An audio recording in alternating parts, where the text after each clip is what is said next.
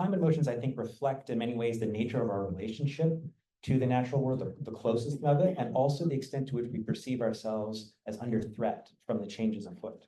High proportions of young people, this is 16 to 25-year-olds, who are expressing worry about the impact of climate change on people on the planet. 45% endorsed that this distress was impacting their ability to function on a daily basis.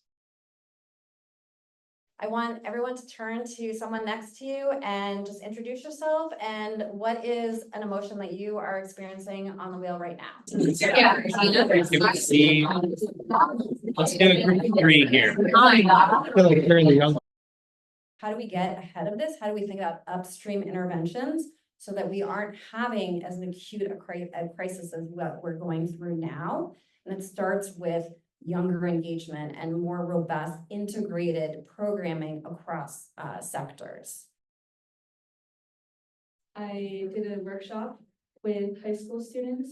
I had these high schoolers plan for the future of New York City while considering resilience, equity, and sustainability in their plans. And in doing this, I hope to inspire these students to really think about different kinds of climate solutions and be able to see that there are things that we can do to address climate change. I'm 19 years old. During COVID was when I really started my climate journey. We were starting an organization where everything was led by high schoolers. No one was older than a high schooler. And we were putting on this summit from local organizations to teach each other about what was happening in the Bay Area.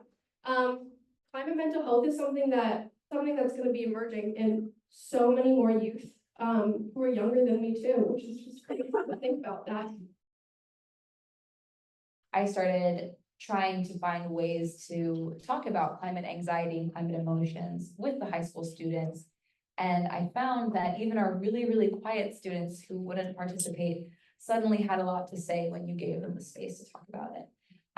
And so I found that really began to alleviate my emotions, telling high schoolers, I don't really have the answer. I myself am just a human being and I'm trying to work on it. And so let's just figure this out together. From that, we've developed a set of recommendations for community groups who want to incorporate building mental and emotional resilience into the work that a lot of them are already doing or form new groups. So there's quite a few environmental justice groups that we've talked to who are now training their leaders in trauma-informed approaches, in all sorts of different programmatic ways to incorporate these principles into the work they are already doing. I was speaking with a pediatrician a while ago who talks about climate risks to health, and one of the parents said, "You're just going to stress my kid out, don't talk about it." And her response was, "Oh, your child is stressed about something. Your child is extremely anxious about something.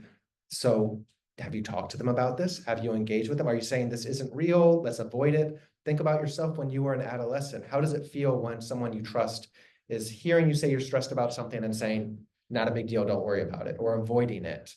And so really making sure parents feel empowered and feel ready to listen in good faith to their children, engage with them in an age-appropriate way, and then support them with ways to get started.